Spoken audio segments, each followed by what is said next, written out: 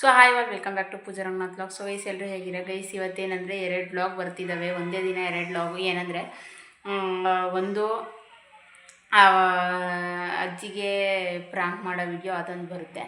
So ಇನ್ನೊಂದು ಮಾಮೂಲಿ vlog ಅಂದರೆ ಇನ್ನೇನು ವರಮಹಾಲಕ್ಷ್ಮಿ ಹಬ್ಬ ಹತ್ರಕ್ಕೆ ಬಂತಲ್ವ, ಅದಕ್ಕೆ ಕ್ಲೀನಿಂಗ್ ಎಲ್ಲ ಮಾಡ್ತಾಯಿದ್ದೆ. ಅಂದರೆ ಇವಾಗ ಶನಿವಾರ ಆದರೂ ಪರವಾಗಿಲ್ಲ, ಕ್ಲೀನಿಂಗ್ ಆದರೆ ಮನೆ ಕ್ಲೀನಿಂಗು ನಾಳೆ ಇಟ್ಕೊಳ್ತೀನಿ. ಇವತ್ತು ಬಾಕ್ಸ್ಗಳು ಅವೆಲ್ಲ ಕಿಚನಲ್ಲಿ ಬಾಕ್ಸ್ ಅವೆಲ್ಲ ಕ್ಲೀನ್ ಮಾಡಿಬಿಡೋಣ, ಎಲ್ಲ ತೊಳೆದಿಟ್ಬಿಟ್ರೆ ಸರಿ ಹೋಗುತ್ತೆ. ಅದರಲ್ಲಿ ನಾನು ಒಂದೇ ಸರಿ ಎಲ್ಲ ತೊಳಿಲಿಕ್ಕೆ ಇಟ್ಕೊಳಲ್ಲ, ಯಾಕಂದರೆ ಒಂದು ನಿಮಿಷ ಟ್ರೈಪೋಡ್ಗೆ ಹಾಕೊಂಡು ಮಾಡ್ತೀನಿ, ಕೈ ನೋವು ಬಂದುಬಿಡುತ್ತಿದ್ದು. ಒಂದೇ ಸರಿ ಬಾಕ್ಸ್ ಎಲ್ಲ ಕ್ಲೀನ್ ಮಾಡೋದು ಇಟ್ಕೊಳಲ್ಲ, ಯಾಕಂದರೆ ನಾನು ಕಿಚನಲ್ಲಿ ಮಾಮೂಲಿ ಡೈಲಿ ಯೂಸ್ ಮಾಡ್ತೀನಲ್ಲ, ಆ ಬಾಕ್ಸುಗಳು ಎಲ್ಲನ ಖಾಲಿ ಆದಂಗೆ ಎಲ್ಲ ಕ್ಲೀನ್ ಮಾಡಿಬಿಟ್ಟು ಹಾಕ್ಕೊಳ್ತೀನಿ. ಆವಾಗಲೇ ಇವಾಗ ಐಟಮ್ ಏನಾದರೂ ಒಂದು ತುಂಬಿಟ್ಕೊಂಡಿದ್ರೆ ಅದು ಖಾಲಿ ಆಯ್ತು ಅಂದರೆ ಮತ್ತೆ ಅದನ್ನು ತೊಳೆದ್ಬಿಟ್ಟು ಒರೆಸಿ ಅಚ್ಚುಕಟ್ಟಾಗಿ ನೀಟಾಗಿ ಒಣಗಿಸ್ಬಿಟ್ಟು ಅದಾದಮೇಲೆ ಐಟಮ್ ತುಂಬಿಟ್ಟು ಎತ್ತಿಟ್ಕೊಳ್ತೀನಿ. ಸೊ ಅದಕ್ಕೆ ಒಂದೇ ಸರಿ ಕಿಚನ್ ಬಾಕ್ಸ್ಗಳೆಲ್ಲ ನಾನು ತೊಳೆಯೋಕ್ಕೆ ಹೋಗೋಲ್ಲ, ಯಾವಾಗ ಖಾಲಿ ಆಗುತ್ತೋ ಅವೆಲ್ಲ ತೊಳ್ಕೊಂಡು ಕ್ಲೀನ್ ಮಾಡ್ಕೊಳ್ತಿರ್ತೀನಿ. ಸೊ ಇವತ್ತು ಎಲ್ಲ ಯಾವ ತೊಳೆಯೋವು ಅಂದರೆ, ಈ ಕಿಚನಲ್ಲಿ ಮೇಲ್ಗಡೆ ಶೆಲ್ಫ್ ಮೇಲ್ಗಡೆ ಎಲ್ಲ ಒಂದಷ್ಟು ಪಾತ್ರೆ ಎಲ್ಲ ಇಟ್ಟಿದ್ದೀವಲ್ವ, ಬಾಕ್ಸ್ಗಳು, ತಪ್ಪಲೆಗಳು ಮತ್ತು ಕೊಳಗ ಅದೆಲ್ಲ ಇಟ್ಟಿದ್ದೀವಿ. ಅವನ್ನೆಲ್ಲನ ತೊಳೆದಿಡಬೇಕು ಅಂತಂದು. ಏನಂದರೆ ಕಿಚನಲ್ಲಿ ನಾನು ಅವತ್ತೇ ಹೇಳಿದೆ, ನಮ್ಮ ಮನೆ ಕಟ್ಟಿಸ್ಬೇಕಾದ್ರೆ ಆವಾಗಲೇ ಹೇಳಿದೆ ಚಿಮ್ನಿ ಹಾಕಿಸ್ಬಿಡ್ರಿ ಅಂತಂದು. ಚಿಮ್ನಿ ನಮ್ಮ ಮನೆಯವರು ಸರಿ ಹಾಕ್ಸೋಣ ಅಂತ ಹೇಳಿದರು.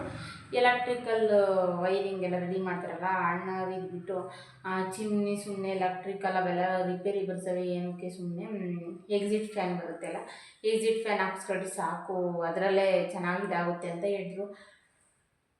ಬಟ್ ಎಕ್ಸಿಟ್ ಫ್ಯಾನ್ ಅಂದರೆ ಯಾವಾಗಲೂ ಯೂಸ್ ಮಾಡಲ್ಲ ನಾನು. ಚಪಾತಿ, ಈ ರೊಟ್ಟಿ ಈ ಥರದ್ದು ಅಂದರೆ ಒಗ್ಗರಣೆ ಹಾಕ್ದಾಗ ಯಾವುದು ಜಾಸ್ತಿ ಬಸ್ ಅನ್ನಂಗೆ ಬರುತ್ತೆ, ಮತ್ತು ಈ ಹೊಗೆ ಬರೋ ಐಟಮ್ ಏನಾದರೂ ಚಪಾತಿ ಆ ಥರದ್ದೆಲ್ಲ ಸುಟ್ಟಾಗ ಆವಾಗ ಎಕ್ಸಿಟ್ ಫ್ಯಾನ್ ಆನ್ ಮಾಡ್ಕೊಳ್ತೀನಿ.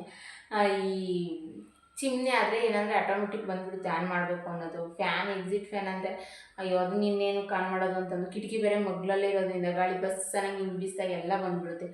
ಸೊ ಎಕ್ಸಿಟ್ ಫ್ಯಾನ್ ಆದರೆ ಹಂಗೆ ಹೇಳ್ಕೊಳುತ್ತೆ ಕೆಳಗಡೆನೇ, ಎಕ್ಸಿಟ್ ಫ್ಯಾನ್ ಅಂತೀನಿ, ಚಿಮ್ನಿ ಎಕ್ಸಿಟ್ ಫ್ಯಾನ್ ಬದಲು ಚಿಮ್ನಿ ಆದರೆ ಸ್ವಲ್ಪ ಅದು ಡೌನಲ್ಲಿರುತ್ತೆ, ಹಂಗೆ ಹೇಳ್ಕೊಳುತ್ತೆ ಅಂತಂದು ಹೇಳಿದ್ದೆ ನಮ್ಮ ಮನೆಯವ್ರಿಗೆ. ನಮ್ಮ ಮನೇಲಿ ಈಗ ಇವತ್ತು ಅವಾಗಲೇ ಹಾಕಿಸ್ಬೇಕಿತ್ತು. ಇವಾಗ ನೋಡೆಲ್ಲ ಅಡುಗೆ ಮನೆಗೆಲ್ಲ ಒಂಥರ ಎಣ್ಣೆ ಜಿಡ್ಜಿಡ್ ಥರ ಕಿಟಕಿ ಕಂಬಿ ಮೇಲೆ ಮತ್ತು ಪಾತ್ರೆಗಳ ಮೇಲೆ ಎಲ್ಲ ಎಣ್ಣೆ ಜಿಡ್ಜಿಡ್ ಹಂಗೆ ಕುತ್ಕೊಂಡಿರುತ್ತೆ ಅಂತ ಹೇಳಿದ್ರು. ಸೊ ಅದಕ್ಕೆ ಯಾವಾಗಾದ್ರೂ ಒಂದು ಸರಿ ಹಾಕಿಸ್ಬೇಕು, ಅದನ್ನು ನೋಡೋಣ ಅಂದ್ಕೊಂಡಿದ್ದೀವಿ. ಯಾವಾಗಾದ್ರೂ ಹಾಕಿಸ್ಬೇಕು ಅಂತ ಅಂದ್ಕೊಂಡಿದ್ದೀವಿ, ನೋಡೋಣ ಯಾವಾಗ ಟೈಮ್ ಬರುತ್ತೆ. ಎಲ್ಲದಕ್ಕೂ ಟೈಮ್ ಬರಬೇಕು ಅಂತ ಹೇಳ್ತಾರಲ್ಲ, ಆ ಥರ ಟೈಮ್ ಬಂದಾಗ ಹಾಕ್ಸೋದು. ಇವತ್ತು ಅಡುಗೆ ಮನೆಯದು ಅವು ಪಾತ್ರೆಗಳಂತೂ ನೋಡೋಕ್ಕಾಗೋದಿಲ್ಲ, ಯಾಕಂದರೆ ಎಣ್ಣೆ ಜಿಡ್ಡಿಂದು ಜಾಸ್ತಿ ಸಿಡಿದ್ಬಿಟ್ಟು ಎಲ್ಲ ಇದಾಗ್ಬಿಟ್ಟಿದೆ.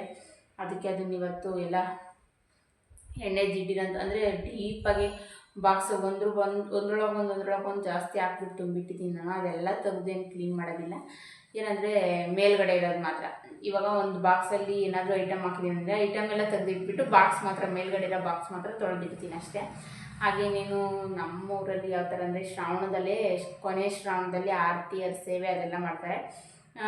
ಅದಕ್ಕೂ ಶ್ರಾವಣ ಬೇರೆ, ವರಮಹಾಲಕ್ಷ್ಮಿ ಹಬ್ಬ ಬೇರೆ, ಆರತಿ ಎಲ್ಲದಕ್ಕೂ ಒಂದೇ ಸರಿ ಕ್ಲೀನ್ ಆಗಿಬಿಟ್ರೆ ಸರಿ ಹೋಗುತ್ತೆ ಅಂತಂದು ಕ್ಲೀನ್ ಮಾಡ್ತಿದ್ದೀನಿ. ಇನ್ನೂ ಯಾವುದೂ ಕ್ಲೀನ್ ಮಾಡಿಲ್ಲ.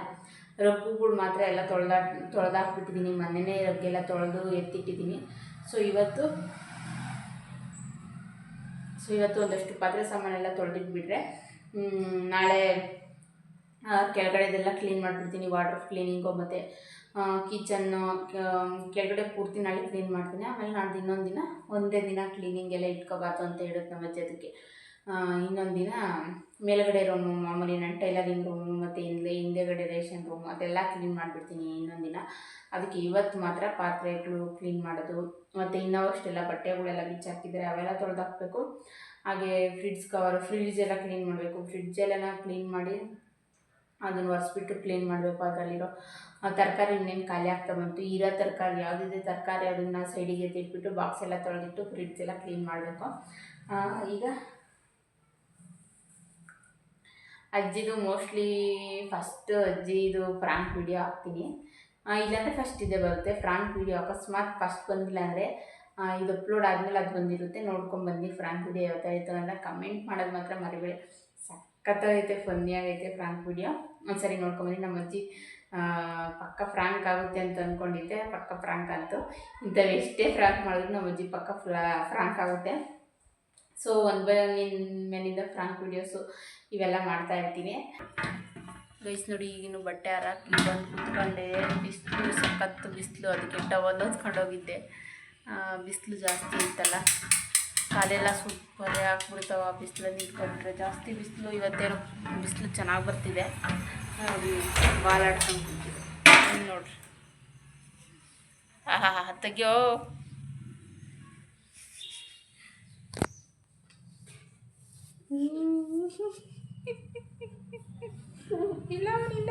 ಎಲ್ಲ ಹಾಕಿದ್ದಾಯ್ತು. ಪಾತ್ರೆ ಸಾಮಾನು ತೆಗ್ದಿಟ್ಟಿದ್ನಲ್ಲ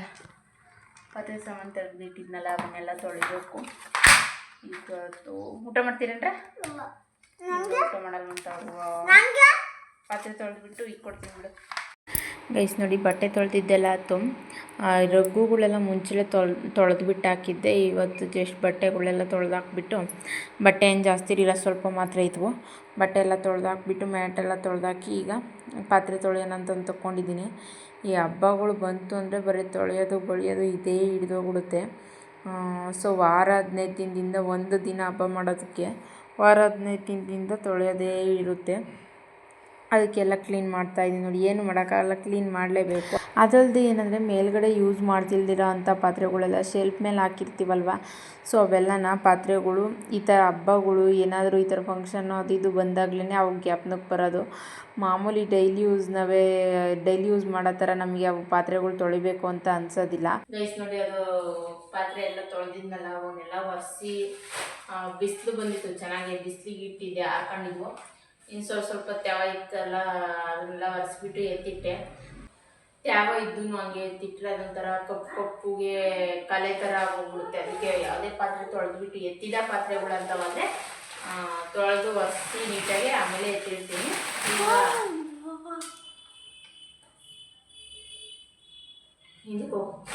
ಈಗ ಐಟಮ್ ತಂದಿದ್ರು, ಅದಕ್ಕೆಲ್ಲ ತೆಗಿಯೋಣ ಅಂತಂದು ತೆಗಿತಾ ಇದ್ದೀನಿ. ಐಟಮ್ ತಂದಿದ್ರಲ್ಲ, ಈಗೆಲ್ಲ ತೆಗ್ದಿದ್ದಾನ ಅಂತ ತಗೊಂಡೆ. ಈಗ ನೋಡಿ ಒಂದು ಸ್ಲಿಪ್ಪರ್ ಕೊಟ್ಬಿಡ್ತೀನಿ, ನಮ್ಮ ಮನೇಲಿ ತಂದುಬಿಡ್ತಾರೆ. ಉಪ್ಪು ಕಲ್ಲು ಹಿಂದಕ್ಕಿರ್ಬೇಕು, ಕೈ ಬರ್ತಿ ಹಿಂದಕ್ಕಿರ್ ಸುಮ್ಮನೆ, ಅದೇ ತಿನ್ನೋದಲ್ಲ ಅದು. ಉಪ್ಪಿನ ಸ್ವಲ್ಪ ಇತ್ತು, ನಾನು ಅದೇ ಬರ್ದಿರ್ಲಿಲ್ಲ, ಆದರೂ ನಮ್ಮ ಮನೇಲಿ ತಂದಿದ್ದಾರೆ. ಇದು ನೋಡಿ ಫ್ಲೋರ್ ಕ್ಲೀನಿಂಗ್ ಇದ್ದು, ನಾನು ಗ್ರೀನ್ ಕಲರ್ ಏನಾದರೂ ಯಾವಾಗ ಅಷ್ಟೇ ಕರೆಕ್ಟಾಗಿ ಅದು ಎಲ್ಲನೂ ಮೆನ್ಷನ್ ಮಾಡಿದ್ರೆ ಮಾತ್ರ ಹಚ್ಕಟ್ಟಾಗ್ತಾರದಿಲ್ಲ. ಅಂದರೆ ಅವ್ರು ಹೇಳ್ತಾರೆ, ಅವ್ರು ಯಾವ್ದು ಕೊಡ್ತಾರೆ ಅದನ್ನು ತಗೊಂಡ್ಬರ್ತಾರೆ. ಇವಾಗ ಹಿಮಾಲಯ ಬೇಬಿ ಸೋಪ್ ಅಂತ ಹಾಕ್ಬಿಟ್ರೆ ಹಿಮಾಲಯ ಅಂತಲೂ ಬರ್ದು ಕಳಿಸ್ಬೇಕು, ಇಲ್ಲಾಂದರೆ ಹಿಮಾಲಯ ಬೇಬಿ ಸೋಪು ಅಂತಲ್ಲ, ಅವರು ಜಾನ್ಸನ್ ಕೊಟ್ಟರೆ ಅದನ್ನೇ ತಂದುಬಿಡ್ತಾರೆ ಆ ಥರ. ಅದಕ್ಕೆ ಹಿಮಾಲಯ ಬೇಬಿ ಸೋಪು ಕರೆಕ್ಟಾಗಿ ಯಾವ್ದು ಬೇಕೋ ಅದನ್ನೇ ಪರ್ಫೆಕ್ಟಾಗಿ ಹಾಕ್ಬೇಕು. ಇದು ಅಷ್ಟೇ. ಲೈಸಲ್ಲಿ ನಾನು 3 ಕಲರ್ ಯೂಸ್ ಮಾಡಿದ್ದೀನಿ, ಯೆಲ್ಲೋ ಮತ್ತು ಲೆವೆಂಡರು, ಇನ್ನೊಂದು ಗ್ರೀನ್ ಕಲರ್ ಬರುತ್ತೆ. ಗ್ರೀನ್ ಮಾತ್ರ ಸಖತ್ತಾಗಿರುತ್ತೆ, ಅಂದರೆ ಅದು ಫ್ಲೇವರು ಚೆನ್ನಾಗಿರುತ್ತೆ, ಇದು ಫ್ಲೋರ್ ಕ್ಲೀನಿಂಗು ಚೆನ್ನಾಗಾಗುತ್ತೆ. ಅದಕ್ಕೆ ಗ್ರೀನ್ ಅಂತ ಬರೆದಿದ್ದೆ ನಾನು. ಲೈಸಲ್ ಗ್ರೀನ್ ಅಂತ ಬರ್ತಿದ್ದೆ, ಅವ್ರು ಲೈಸಲ್ ಅಂತ ಮಾತ್ರ ಹೇಳೋರಲ್ಲಿ, ಗ್ರೀನ್ ಅಂತ ಹೇಳಿಲ್ಲ. ಅದಕ್ಕೆ ಯೆಲ್ಲೋ ಕಲರ್ ಕೊಟ್ಟಿದ್ದಾರೆ. ಇದು ಫ್ಲೇವರ್ ಚೆನ್ನಾಗಿರುತ್ತೆ, ಬಟ್ ನನಗೆ ಫ್ಲೋರ್ ಕ್ಲೀನಿಂಗಿಗೂ ಫ್ಲೇವರು ಎರಡಕ್ಕೂ ಚೆನ್ನಾಗಿರುತ್ತೆ ಗ್ರೀನ್ ಆದರೆ. ಅದನ್ನೇ ಜಾಸ್ತಿ ನಾನು ಯೂಸ್ ಮಾಡೋದು. ಟೀ ಪುಡಿ, ಶಾವಿಗೆ ನೋಡಿ, ಶಾವಿಗೆ ಕೂಡ ಅಷ್ಟೇ ನಾನು ಹೇಳಿದ್ದೆ ರೋಸ್ಟೆಡ್ ಶಾವಿಗೆ ತಗೊಂಬರ್ರಿ ಅಂತ.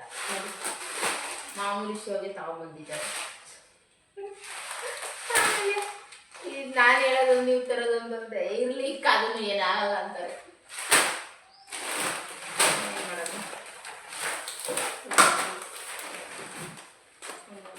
ಸೌಂಡ್ ಮಾಡಬಾರ್ದು. ಇದೇನು ಅನ್ನೋದೇ ಗೊತ್ತಾಗ್ತಿಲ್ಲ ನನಗೆ. ಪೈನಾಪಲ್ ಎಸೆನ್ಸು ಹೇಳಿದ್ದೆ ನಾನು, ಫುಡ್ ಫ್ಲೇವರ್. ಮೋಸ್ಟ್ಲಿ ಇದು ಪೈನಾಪಲ್ ಎಸೆನ್ಸ್ ಅನಿಸುತ್ತೆ. ಅದರಲ್ಲಿ ಬೇರೆ ಥರ ಬರೆಯೋದು, ಫುಡ್ ಫ್ಲೇವರ್ ಅಂತ ಬರೆಯೋದು ಅಷ್ಟೇ. ನಾನು ಪೈನಾಪಲ್ ಎಸೆನ್ಸ್ ತರಿಸಿದ್ರೆ ಈ ಥರ ಐತಿರಲಿಲ್ಲ, ಇದೊಂಥರ ರೋಸು ಅಂತ ಐತೆ. ಫುಡ್ ಫ್ಲೇವರ್, ರೋಸ್ ಫ್ಲೇವರ್ ಅನಿಸುತ್ತಿದ್ದು. ಪೈನಾಪಲ್ ಎಸೆನ್ಸ್ ಹೇಳ್ತಿದ್ದು ಇತ್ತೊಂದು.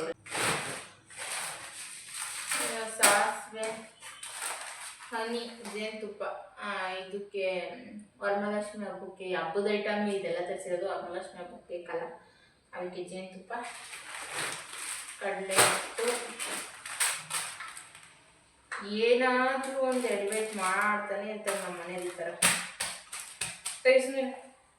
ವಿಮ್ ಜೆಲ್ ನೋಡ್ರಿ, ಪಾಕೆಟ್ ತಂದವ್ರು ಅಲ್ಲಿ.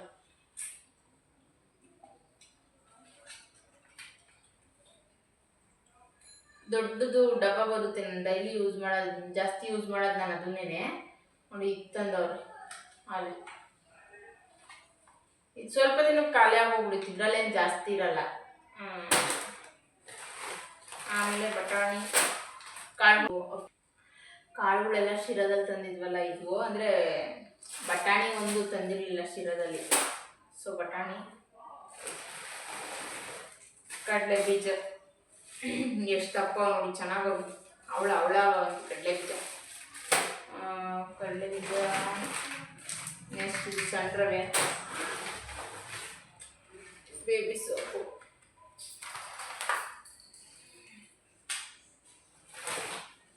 ಸಂತೂರ್ ಸೋಪು, ಹೆಸರು ಬೇಳೆ, ಮೈದಾ. ಇನ್ನು ಹಬ್ಬಗಳು ಬರ್ತಾನೆ ಇರ್ತವೆ, ಐಟಮ್ಗಳು ಬೇಕು. ಮತ್ತು ಫುಡ್ ಕಲರು, ಎಣ್ಣೆ, ದೀಪದ ಎಣ್ಣೆ, ಏನು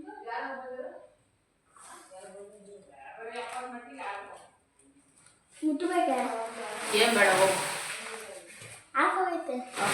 ಹೊಡಿರ್ತದೆ ನೋಡು. ಎಣ್ಣೆ ನೋಡಿ, ಇದು ಅಡುಗೆ ಎಣ್ಣೆಗೇನೆ ಏನೇ ಐಟಮ್ಗಳು ಜಾಸ್ತಿ ಅಡುಗೆ ಎಣ್ಣೆಗೇನೆ ರೇಟ್ ಆಗ್ಬಿಟ್ಟೈತೆ ಈಗ. ಅವಾಗೆಲ್ಲ 500 ರೂಪಾಯಿ ಅಷ್ಟಿಗೆಲ್ಲ ಸಿಗೋದು, ಈಗ ಜಾಸ್ತಿ 950 ರೂಪಾಯಿ ಅಡುಗೆ ಎಣ್ಣೆನೇ ಆಗೈತೆ. ಇದಕ್ಕೆ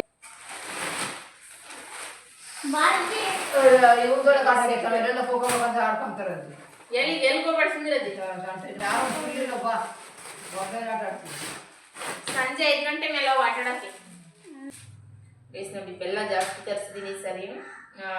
ಈ ಶ್ರಾವಣ ಅಲ್ವಾ, ಕಡೆ ಶ್ರಾವಣದಾಗ ನಮ್ಮೂರಲ್ಲಿ ಆರತಿ ಎಲ್ಲ ಮಾಡ್ತಾರೆ. ಅದಲ್ಲದೆ ಶ್ರಾವಣಕ್ಕೆ ವಾರ ಬೇಕು ಏನಾದರೂ ಮಾಡೋಕ್ಕೆ.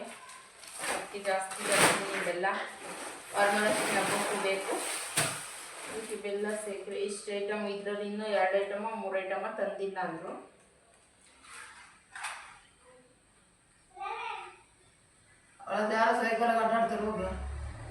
ಬೇಡ ಸುಮ್ಮನೆ ಹೋಗ್ಬೇಡ್ರಿ. ಇದರಲ್ಲಿ ಇನ್ನೂ 2 ಐಟಮ್ ತಂದಿಲ್ವಂತೆ. ಸೊ ತೊಗೊಂಡು ಕೊಡ್ತಾರೆ. ಇದಿಷ್ಟು ಇದು ಬಾತ್ರೂಮಿಗೆ ಗಮ್ಮಮ್ಮ ನೆಲ ಒರ್ಸಕ್ಕೆ ಹಾಕ್ತೀನಲ್ಲ, ಅದು. ಫ್ರಿಡ್ಜ್ ಎಲ್ಲ ಕ್ಲೀನ್ ಮಾಡೋಣ ಅಂತಂತೂ ಬಾಕ್ಸ್ ಎಲ್ಲ ತೆಗೆದಿಟ್ಟಿದ್ದೀನಿ. ತರಕಾರಿ ಹೆಂಗಿದ್ರು ಖಾಲಿ ಆಗಿದ್ವು. ನಮ್ಮ ಮನೇಲಿ ತತ್ತೀನಿ ಅದಲ್ಲ, ಅವನ್ನೆಲ್ಲ ತೊಳೆದಿಕ್ಕನಂತಂದು ತೊಳೆದಿಕ್ಕಕ್ಕೆ ತಗೊಂಡು ಈಗ ಫ್ರಿಡ್ಜ್ ಎಲ್ಲ ಕ್ಲೀನ್ ಮಾಡ್ತಾಯಿದ್ದೀನಿ. ಫಸ್ಟ್ ಎಲ್ಲ ಒಣಬಟ್ಟೆಲಿ ಒರೆಸ್ಕೊಳ್ತಿದ್ದೀನಿ. ನೋಡಿರಿ, ಫ್ರಿಡ್ಜ್ ಎಲ್ಲ ಕ್ಲೀನ್ ಮಾಡ್ತಾಯಿದ್ದೀನಿ. ಏನಂದರೆ ಎಷ್ಟು ಗಲೀಜಿರುತ್ತೆ ಫ್ರಿಡ್ಜಲ್ಲಿ. ನಾವು ಸುಮ್ಮನೆ ಹಂಗೆ ಇಟ್ಕೊಂಡೇ ಇದ್ದರೆ ಕ್ಲೀನ್ ಮಾಡ್ತಾ ಇರ್ಬೇಕು ಅವಾಗವಾಗ. ಬಾಕ್ಸ್ಗಳೆಲ್ಲ ತೆಗೆದಿಟ್ಟಿದ್ದೀನಿ, ಅವನ್ನ ತೊಳೆಬೇಕು. ಸೊ ಇದನ್ನು ಮಾತ್ರ ಸುಮ್ಮನೆ ಹಂಗೆ ಒರೆಸ್ತಾ ಇದ್ದೀನಿ. ಇವೆಲ್ಲ ತಂದಾಗ ಸ್ಟಾರ್ಟಿಂಗ್ ಎಲ್ಲ ತೊಳೆದಿದ್ದೆ, ಮತ್ತು ಅದೊಂದು ಅದಾದಮೇಲೆ ಇನ್ನೊಂದ್ಸರಿ ತೊಳೆದಿದ್ದೆ. ಅದಕ್ಕೆ ಇವನ್ನೇನು ತೊಳಿತಿಲ್ಲ, ಹಂಗೆ ಒರೆಸ್ತಾ ಇದ್ದೀನಿ. ಫ್ರಿಡ್ಜು ಯಾವುದೇ ಕಾರಣಕ್ಕೂ ಫ್ರಿಡ್ಜು ಕ್ಲೀನ್ ಮಾಡಬೇಕಾದ್ರೆ ಮಾತ್ರ ಸ್ವಿಚ್ ಒಂದೇ ಆಫ್ ಮಾಡಿ ಹಂಗೆ ಕ್ಲೀನ್ ಮಾಡೋಕ್ಕೆ ಹೋಗ್ಬೇಡ್ರಿ. ಯಾಕೆ ಅಂದರೆ ಅರ್ತಿಂಗ್ ಇರುತ್ತೆ, ಅರ್ತಿಂಗ್ ಹೊಡೆಯುತ್ತೆ. ಅದು ಶಾಕ್ ಹೊಡೆದ್ರೆ ಆಯಿತು. ಸೊ ಸ್ವಿಚ್ ಆಫ್ ಮಾಡಿ ಪ್ಲಗ್ ತೆಗೆದು ಅದಾದಮೇಲೆ ಫ್ರಿಡ್ಜನ್ನ ಕ್ಲೀನ್ ಮಾಡಿ. ಮತ್ತು ಈ ಒಳಗಡೆ ಎಲ್ಲ ಕ್ಲೀನ್ ಮಾಡಬೇಕಾದ್ರೆ ಒಣಬಟ್ಟೆಗೆ ಮಾಮೂಲಿ ಒರೆಸ್ತೀವಿ. ಬಟ್ ಹೊರಗಡೆ ಕ್ಲೀನ್ ಮಾಡಬೇಕಾದ್ರೆ ಯಾವ್ದು ಬಟ್ಟೆ ಮಾಡ್ಕೊಂಡೆ ಒರೆಸೋದಲ್ವ. ಸೊ ಮತ್ತು ಕರೆಂಟು ಶಾಕ್ ಹೊಡೆಯುತ್ತೆ. ಸೊ ಅದಕ್ಕೋಸ್ಕರ